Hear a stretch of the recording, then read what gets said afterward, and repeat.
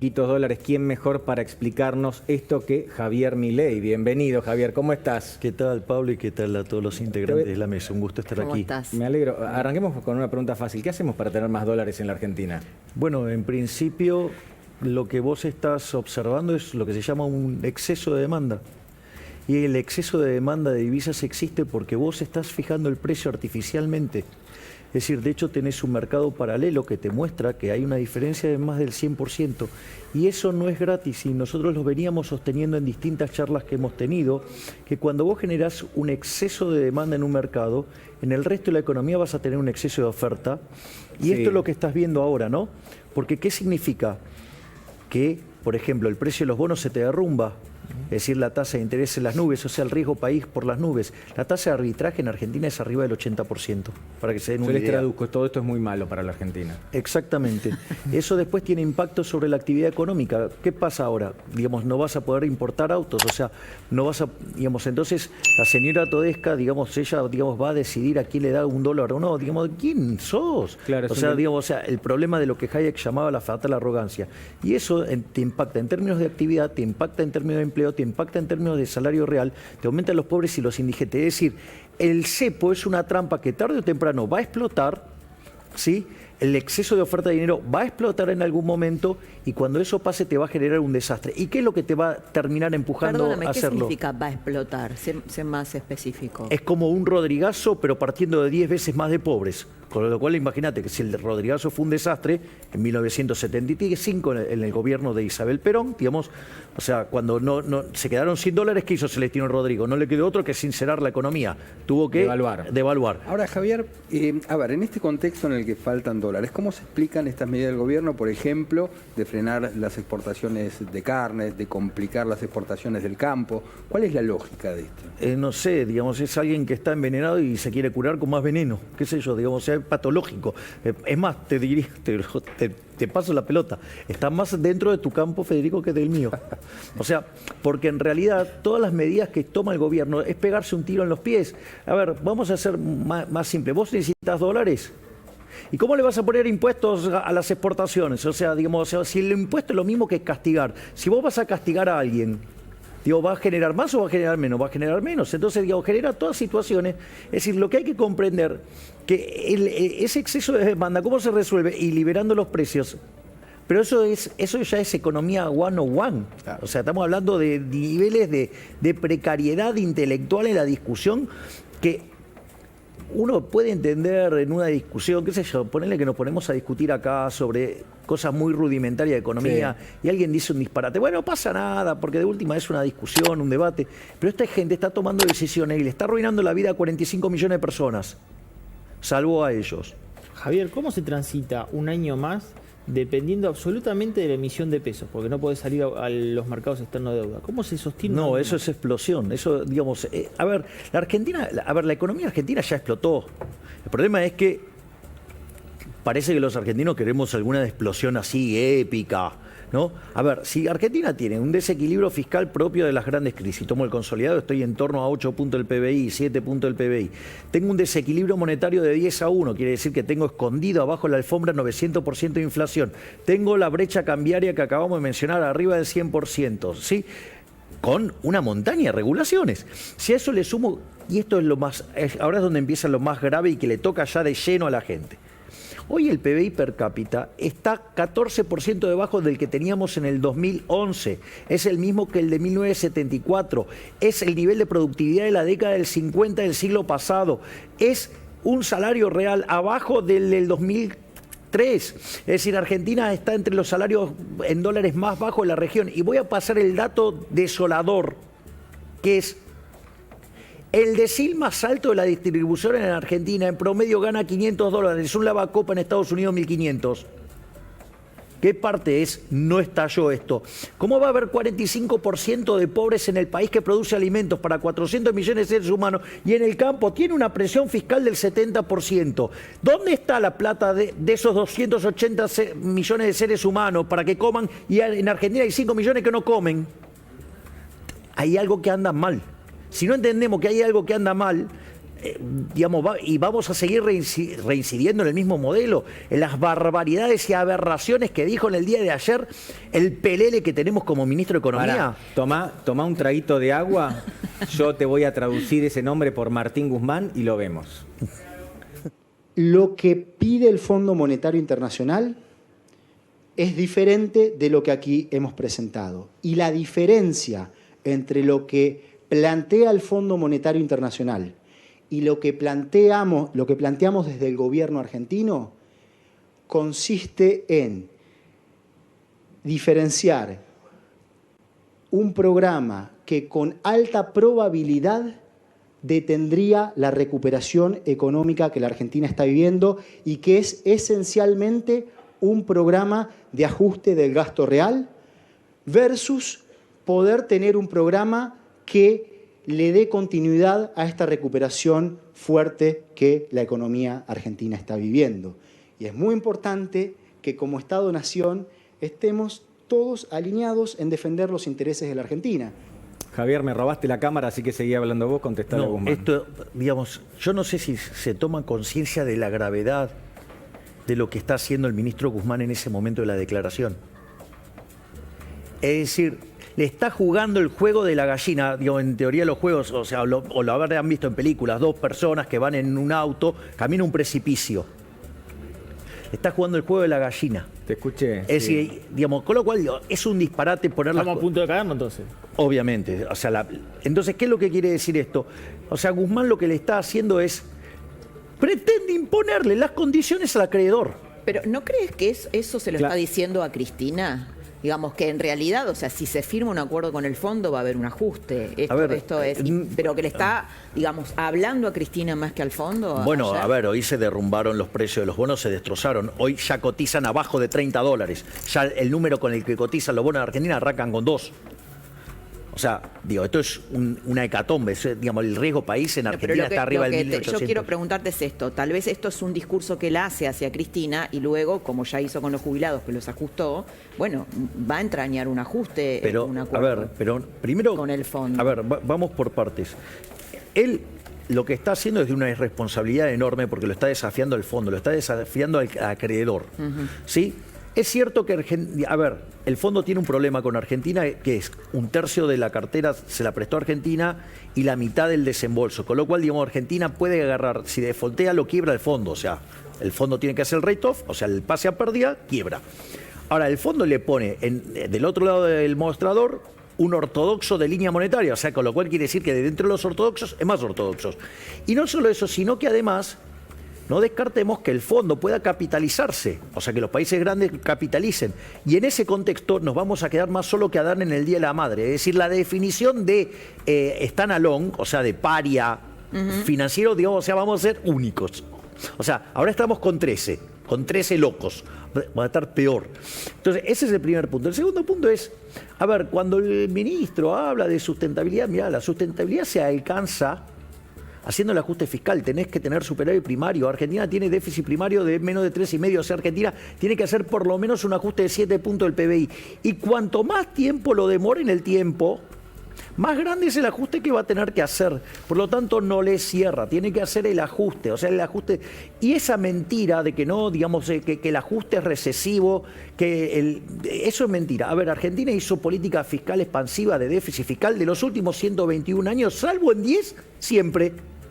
¿Cómo terminó? De ser el país más rico del mundo, somos 70 al oficial, 120 al tipo de cambio paralelo, ¿sí? O sea, en términos de PIB per cápita. Sí. Digamos, tuvimos 2 hiperinflaciones sin guerra, destrozamos 5 signos monetarios, quitamos 13,0 a la moneda, le podemos quitar 2 más, somos el máximo desfolteador serial de la era moderna, la presión fiscal para el que está en blanco es la más alta del mundo. ¿De qué está hablando? Digo, ese es el modelo del fracaso, ¿y qué quieres más? Bueno, hablando del modelo del fracaso, vos seguramente lo tenés muy claro, Javier, pero Damián Dipache trajo una utilería a la mesa que los invito a verlos. Nos va a explicar ahora cómo contra eso no puedo competir. Y no es utilería, No, pero contra eso no puedo competir. Javier me va a ayudar. Javier me va a ayudar. ¡Apa! Naranja. ¿Qué es esto? Masterchef. Naranja. Hicieron un informe en la CAME de cuántos impuestos de la naranja se llevan impuestos el Estado. ¿no? Entonces lo que mostró, la voy a cortar en vivo, No le salpique, hacemos Dipache, un, por favor, ¿no? le hacemos un, le tomamos la franquicia homenaje a Gerardo Sofovich. En este momento me y siento le un pagamos poquito a Gerardo. Gustavo Sofovich, pero veamos en placa, si tenemos la placa, el productor se lleva solamente esto. Mirá, esto es lo que se lleva el productor. Si podemos mostrarlo en cámara. Sí, sí, ahí viene. Ahí va, mirá. Esto solamente se lleva el productor, Javier. O sea, el 7,7% del total de la naranja se lleva el productor. 7,7% para el televidente. Y te voy a decir lo que se lleva el Estado, quieras o no, sos parte. Me No, imagino a la porque gente mi dinero sacando está el volviendo a celular. la gente. No, ay, Mi bueno. dinero está volviendo a la Estado- lo que me pagan a mí está volviendo a la gente. Voy a comparar. Productor y Estado. Este es el Estado, Eso es lo que se lleva el parásito. 42% para lo de la gente. Esto es lo que se lleva El que genera productor. riqueza. Exactamente, esto se lleva el productor. ¿Eh? ¿Qué opinión tenés de esto? Bueno, ese es el síntoma de la decadencia argentina. Justamente lo que vos tenés es que al parásito lo estás premiando y estás castigando al que produce. Es más, fíjate la perversión cuando el gobierno habla que el problema de la inflación son los grandes grupos concentrados y todo lo que ganan. ¿Cuánto ganan? El Estado es el gran grupo concentrado. El gran grupo concentrado de la Argentina es... Sí, no, pero acá hay un elemento.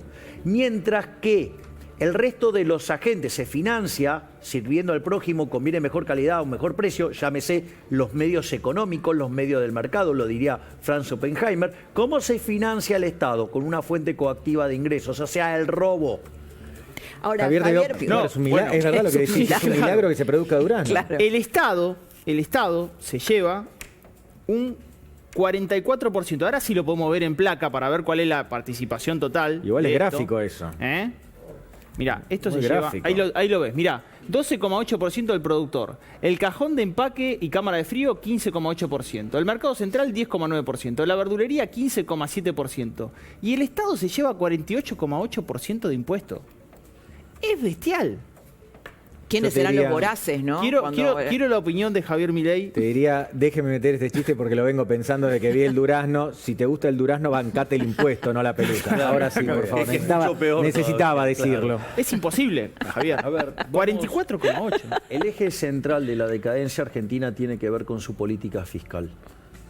Cuando uno mira desde el año 1900 en adelante, que es cuando Argentina era la primer potencia mundial, desde ese momento hasta ahora tuvimos 17 crisis.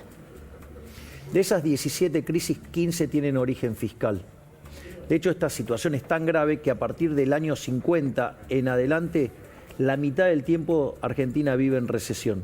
Es decir, el origen del problema de Argentina es un problema de origen fiscal, lo que yo llamo el modelo de la casta. ¿El modelo de la casta qué es? ¿Qué te dicen? Que por donde hay una necesidad nace un derecho. Ahora, ¿cuál es el problema? El problema es que las necesidades son infinitas y el derecho de alguna manera alguien lo tiene que pagar. ¿Y qué hacen? Lo pagan con impuestos. O sea, terminan reventando al sector privado. Pero ahora vamos a necesidades más infinitas porque van a aumentar los impuestos nuevamente. No, Y- a ver, para satisfacer esas necesidades infinitas, ¿cuál es el problema? Es que vos tenés recursos finitos Sí. y entonces, ¿qué hacen? Cada vez te cobran más impuestos y la mejor pregunta fue la que hizo Laura. Es decir, la pregunta es, ¿a quién se le ocurre producir algo con esa presión fiscal? Es decir, el parásito se lleva más que el que produce. No me quiero ¿Listo? poner Eso no celoso, pero yo existe. dije lo mismo que Laura. ¿Eh? ¿A quién se le ocurre? No, es que digamos, o sea, ¿A quién se le ocurre a ver, producir? producir en Argentina es temerario. Porque, a ver, Argentina tiene varios problemas, que la inversión no es rentable. Ahora, si por esas casualidades y de pura carambola vos llegás a ganar dinero, el Estado te mata impuestos, que además es el socio de las ganancias, jamás se las perdía. Igual yo no lo quiero de ningún socio de nada al Estado. pero No, eso te es otro conocemos, problema. te conocemos. Claro. Y después, o sea, tenés no solo entonces el problema ese, que no tenés la rentabilidad, que además si la ganás está en discusión si es tuya o no, y después está el problema de cómo lo financiás. Vos para financiar la inversión necesitas ahorro, por eso es que todos los programas de la locura del aumento del gasto público, cuando Guzmán dice que vamos a crecer sin ajustar, es falso, porque vos para invertir necesitas ahorrar, no desahorrar. Casi que pareces keynesiano hablando así. No, estoy bien hiperortodoxo, estoy recitando, Javier, digamos. en algún momento- a ver, ¿Alguien decía algo parecido? El donar, ¿Cómo? sortear el sueldo es... Atención, ¿qué gente. significa? Claro, atención porque ahora sí vamos a hablar de cosas serias. Ahora sí. ¿Yo estoy a tiempo de ganarme tu dieta de diputado? Sí, obvio, claro. ¿Qué tengo todo. que hacer? A ver, te tenés Anote, que muchachos. anotar, Vos no digamos, andás en casi la que estás página salvado que con Fue el es- libro, récord, pero la nosotros página sí. explotó hoy, ¿eh? Sí, mi palabra, o sea, Javier Milei, digamos, o sea, lo subí a las distintas redes. A ver, ¿cómo es la historia? El tema es que yo filosóficamente soy anarcocapitalista. Perdón, Sí. ¿cuánto es tu dieta en principio, ya que la vas a donar? 300, digamos, el recibo marca 310.000 pesos. ¿Eso y es el bruto? neto, el bruto y Acá queda lo neto. tenemos. Pero el Acá lo sorteo tenemos. se lo gana Ahí una está. persona o lo vas a dividir. No, una persona, sorteo todos los una meses persona. la dieta. ¿Pero esto que es parte de un show que vos No. haces o querés demostrar No, algo? no hay una cuestión filosófica detrás. Si yo creo que el Estado te roba con los impuestos, yo no puedo vivir de eso. O sea, tengo una contradicción moral, por decirlo de alguna manera, algo que, digamos, a mí me hace mal. Entonces, ¿qué es lo que pasa?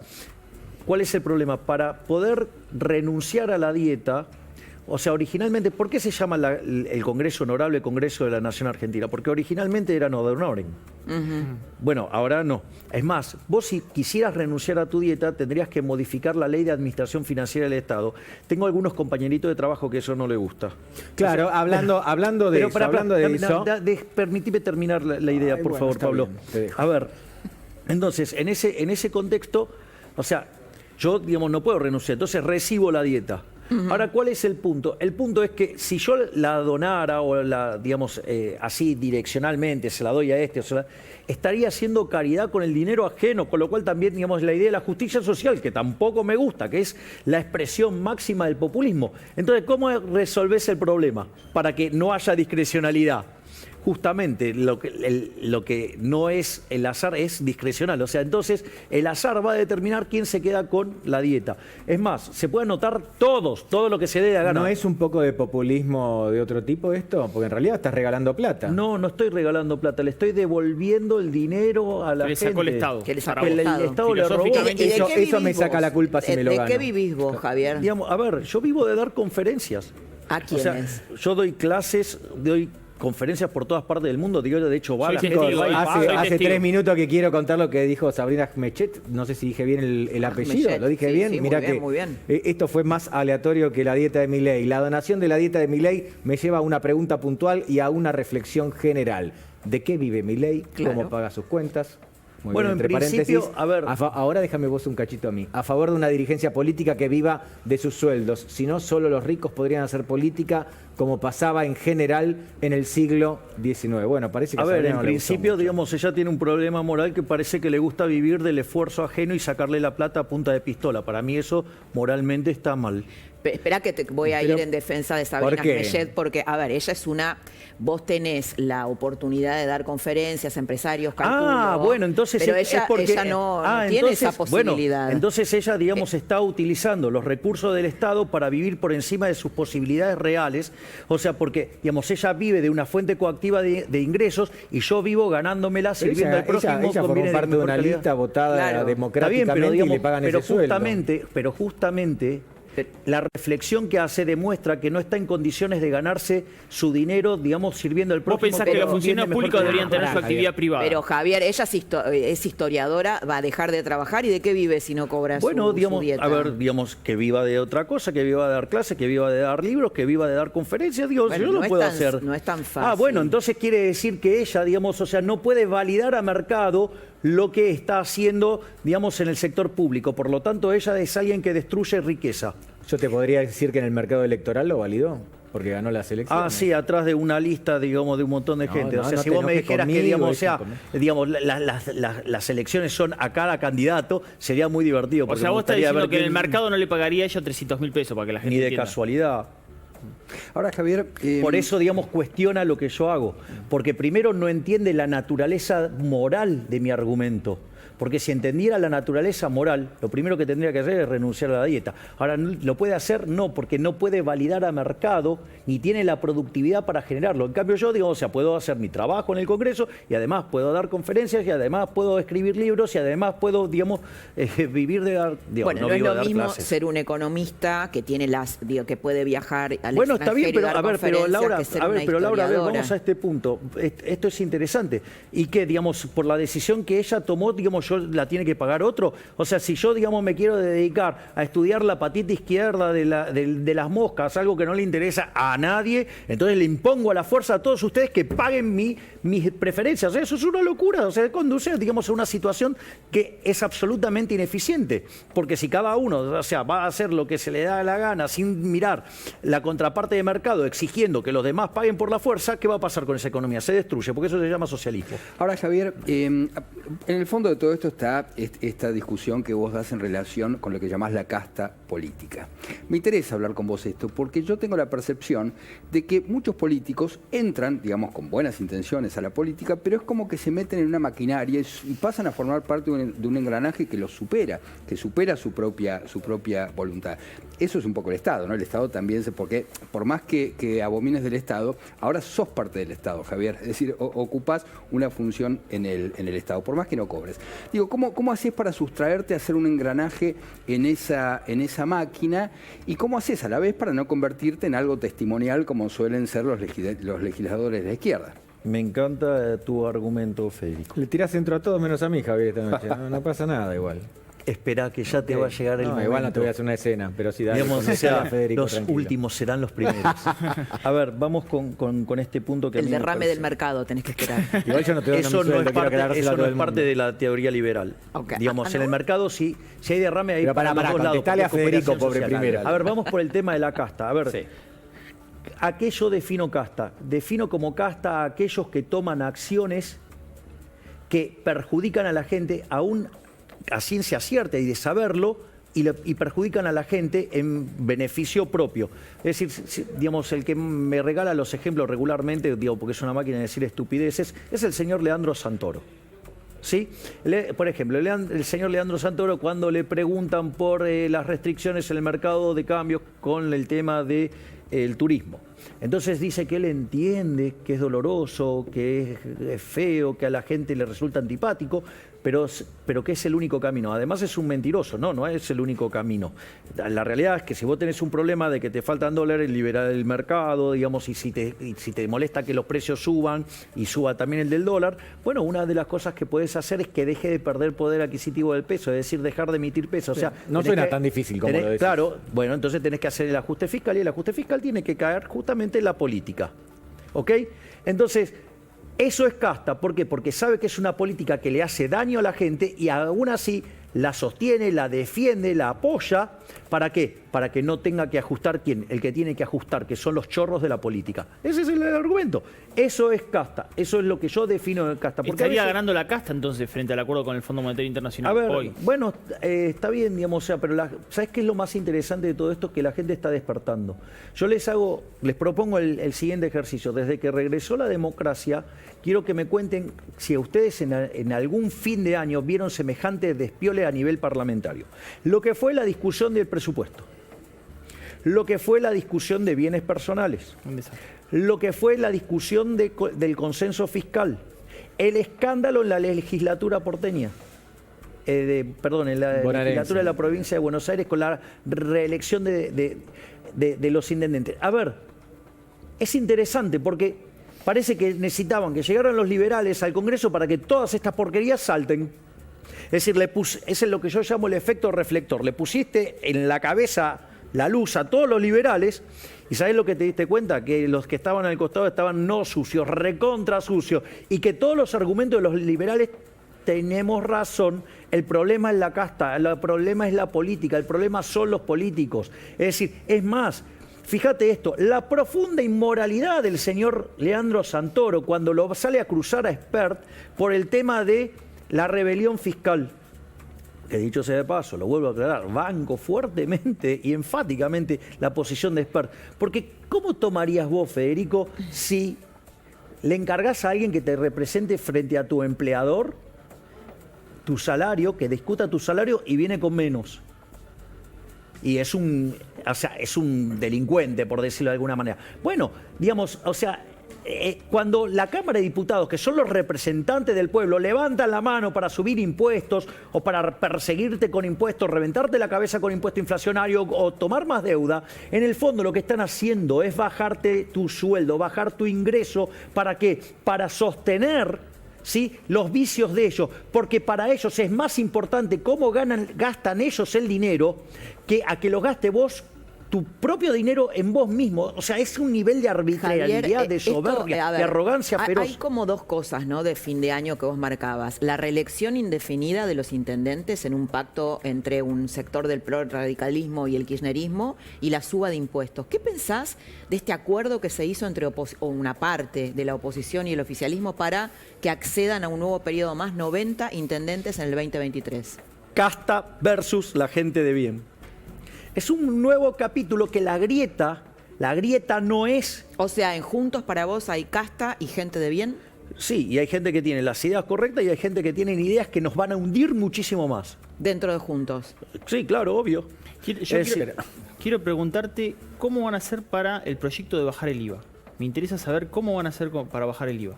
¿Cómo se financia esa parte del IVA que no está? Seguramente, pero esa foto que pateó el hormiguero de la política. A ver, vamos por partes, porque esto es lo interesante. La pregunta es, ¿salió el presupuesto del 2022 que quería el gobierno? No. O sea que está con el mismo presupuesto del año pasado. Sí. ¿Esto qué quiere decir? Que vos tenés un nivel, digamos, que vas a replicar ese presupuesto. Bueno, vas a tener 40, 50% de inflación, no sé, lo que quieras. Todo eso va a ser un montón de ingresos más. Por lo tanto, ¿sabes qué? Agarrá y aprovechá, ya que fijaste el gasto, porque quedó en el nivel del 2021, empezá a bajar impuestos. No solo, digamos, que le devuelve el dinero al que lo genera y tiene un montón de efectos positivos en términos de bienestar y de asignación de recursos, sino que además le quitás discrecionalidad al Poder Ejecutivo. Bingo, es decir, todos los nabonga eso, que había dicho, ay, eso no es de economista, que no dan las cuentas, no, ni siquiera saben hacer las cuentas bien. Le estás hablando a la coalición cívica. No, digamos, no, estoy hablando, digamos, del arco político y de conochantas. Javier, ustedes saben que Javier Milei tiene una enorme cantidad de seguidores, pero parece que se sumó uno nuevo, Novak Djokovic. ¿Te sorprendí con eso? Me encanta. Se siente identificado. Les cuento brevemente qué pasó con Djokovic. Tenía que ir a jugar el Abierto de Australia, pero no está vacunado. Había conseguido un permiso del torneo, pero el gobierno de Australia, si mal no recuerdo, le dijo que no, y ahora Djokovic está en un limbo entre vacunados, no vacunados, tenis, en fin. Su papá dijo esto, a ver, veámoslo. Mi hijo, quiero que prestes especial atención, Javier, a esto. Mi hijo ha estado en cautiverio esta noche, pero nunca ha sido más libre. Bueno, tiene buena prosa el padre Djokovic. A partir de hoy, Novak se convertirá en un símbolo y líder del mundo libre, en el líder de los países y pueblos oprimidos. ¿Qué tul? Buenísimo, digamos, está de nuestro lado. Así que digamos, podemos hacer una convención donde se junte Trump, Cast, digamos, Vox, ¿Vos considerás que no hay que Bolsonaro vacunarse, que no es obligatorio, que no debe ser obligatorio? Es que no tiene que ser obligatorio. Siempre lo tienen que dejar libre, que sea una elección personal, donde vos evaluás tus costos y beneficios. Y no te pueden limitar tus actividades tampoco, porque a él le están limitando. O sea, pase sanitario no sos del pase sanitario. A ver, ¿vos estás de acuerdo de cuando, por ejemplo, al pueblo judío durante el Holocausto los marcaban? Vos sabés que había distintas marcas que tenían, ¿no? Digo, para que la gente lo sepa. Pero no es una comparación un poco fuerte, Javier. ¿Ay, acaso no te están marcando de alguna manera? Sí, igual yo evitaría esa comparación. Yo lo que digo es, pero ¿cómo arrancó ese proceso? Arrancó con estos permisos, ¿eh? Es decir, y ojo que esto tiene el problema de lo que Hayek llamaba el camino de servidumbre. Cada una de estas cosas que genera un daño, genera otro daño adicional. O sea, y se van escalando. Sí, pero es importante, Javier, no comparar, digamos, todo lo que tiene que ver con el Holocausto con cuestiones. Pero es que así es como, digamos, o sea, no estoy haciendo, digamos, una comparación ligera. Lo que estoy diciendo es, ojo con la metodología. Es decir, es más, los invito a visitar el Museo del Holocausto acá en la Ciudad Autónoma de Buenos Aires, que es uno de los 3 mejores del mundo. Sí, sí, me consta. Sí, pero fue una tragedia tan grande que van a está bien. banalizarlo. No, no lo estoy banalizando y yo tengo bien claro que Argentina además es uno de los 50 países que firmó el IRJA, cosa que muchos periodistas no la tienen claro, que van acusando de nazis a quien anda dando vuelta por la calle y que no opinan como ellos. O sea, ojo con ahí porque digo, o sea, de hecho tengo 5 juicios ahí contra gente que hace eso. O sea, yo sí sé bien de lo que estoy hablando. Entonces, a lo que estoy haciendo referencia es, vos no podés estar haciendo este tipo de cosas. O sea, estas cosas nunca terminan bien. Es decir, estos son perfiles autoritarios. Entonces, que sea una cuestión de decisión renta-riesgo de cada uno de los individuos. Y no solo eso, porque hay otra cosa que es muy importante. La ciudad, digo, si vos querés el mundo anarcocapitalista, ¿cómo funciona? Funciona por un sistema de seguros. Entonces, digo, es como cuando vos salís con el auto, o sea, digo, vos tomás un seguro contra terceros o un seguro contra todo riesgo. Si vos no salís, digamos, tenés algunas penalidades, o sea, ok, ¿cuál es el punto acá? ¿Sabes qué? Que el seguro nosotros ya lo pagamos con los impuestos porque a nosotros nos cobran obligadamente los impuestos para financiar, entre otras cosas, el sistema de salud. Por lo tanto, es como que yo te hubiera vendido un seguro y cuando viene el siniestro te digo, ah, no, bueno, ahora no. Javier, quiero cambiar de tema, quiero compartir con vos una foto, ahí la tenemos, una foto sobre la cual está hablando la mitad de la política argentina. Uno de los que está en la foto es nuestro invitado de hoy, el otro fue nuestro invitado de ayer y también está Patricia Bullrich. ¿De qué se trata esto? ¿Te sentís muy identificado con Bullrich? ¿Son buenos amigos? Bueno, ¿piensan parecido? Vamos por partes. Primero, digo, que yo tengo una buena relación con Patricia Bullrich, no es de ahora. No. O sea, con lo cual, digo, en principio... Empezaron a las patadas, ¿eh? Bueno, está bien. Ya quedó superado. Bueno, pero digamos, después la gente, digamos, se va entendiendo. Obvio. Ok. A mí me pasa todo el tiempo. Entonces, vamos al primer punto. Esto, digo, no es una situación nueva, por decirlo de alguna manera. Ahora, si quieren, les explico cómo pasó eso. Eso es en Palermo. Sí. Mi ex trabajo, porque una de mis promesas de campaña fue que yo iba a renunciar a mi trabajo en el sector privado. Sí, yo tenía un trabajo formal como economista jefe de un grupo muy importante y dije, voy a renunciar para que nadie pueda creer que hay algún conflicto ético. Entonces, eso queda en la zona de Palermo. A ver, cuando renuncias hay algunas cuestiones, por ejemplo, el tema de la obra social, el tema de la línea telefónica, hay un montón de cosas que, entre otras cosas, tengo 400 libros que sacar de adentro de la oficina. Entonces, yo fui a Palermo a arreglar esos problemas. De ahí me fui a tomar algo en un bar que está en Gorriti entre Bonplan y Fitzroy. Y mi hermana quería hacerle un templado al teléfono y eso se hace sobre Fitzroy entre Bonplan. Estamos mirando toda la vida de Javier. Esto es exquisito. Entonces, claro, no, lo que me parece genial es que que hayas renunciado, ¿no? Hay tanto, por ejemplo, hablamos de los intendentes que no renuncian y piden licencia. Bueno, pero por eso, o sea, de vuelta. Así como te dije lo anterior, eso me parece. Pero por eso yo doy ¿Indemnizaron? testimonio. ¿Cómo? ¿Te indemnizaron? No, si renunció. Renunciaste. Pero a ver, yo quiero dar. Llamame a mí que negocio por vos. Igual sigamos hablando de la doy foto. testimonio con mis actos. Entonces, cuando voy caminando con mi hermana por Fitzroy, Cari, digamos que se iba a un negocio que está del lado de enfrente de un canal amigo, o no sé, digamos, llamarlo como quieras. Son todos amigos. Bueno, sí. Entonces, no entremos en eso. Yo lo vi a Gerardo Milman. Entonces, ¿qué hice? Fui y lo saludé. Digo, persona educada. Estas cosas le pasan a Milei nada más. Sí. Yo nunca me encuentro con una fuente en la calle. Y que después apareció Bullrich al lado. Pero es porque justo, a ver, era en la Había puerta de ido a comprar América, el muchacho, teléfono. dale. Claro. Dale, entonces, digamos, No ¿me se comprendés? vayan de acá, aunque Milei haya dicho ese número. Bueno, Bien, y se juntaron entonces, ahí. ¿qué pasa? Yo lo estoy saludando a Gerardo, sí, estoy hablando por lo que habíamos pasado con el tema de presupuesto y todas esas cosas, y sale de América la señora Bullrich, digamos, o sea... Y no fue una foto contra la reta, no. No pensé en eso. Pero no te cae nada mal. No me cae nada mal esa interpretación. No tengo ningún cierre mejor que este, No, así pero que quiero con saber esto si tu te hermana pudo despido. templar la pantalla del teléfono. Sí, de hecho, mira. es más, de hecho, cuando terminó, se vino a la reunión y estábamos los 4. Es más, fue muy divertido. Javier va a mostrar ahora el ¿Cómo? templado del celular nuevo. No A ver del si mío, la el de gente mi del programa hermano. me ayuda a Lo salir más de acá, ya divertido, no sé es más, cómo le voy a salir de acá. contar un detalle a esos de color que a ustedes les gusta. La charla entre Patricia y Cari era que Cari consiguió que se lo templaran más barato. Ah, mira, bueno, Mirá, eso habla bueno, mucho, eso habla, muy quizás bien. tengamos, bueno, quizás es por ahí tener un país que gaste menos dinero, ¿no? Con estas pequeñas cosas. Definitivamente hay que gastar menos. Ahora sí, te tengo que despedir porque si no Laura Di Marco no va a hacer su columna que tiene un título sumamente interesante. Muchas gracias, Javier Milei, por haber estado acá. Muchísimas ¿Sí? gracias y gracias por la invitación. No,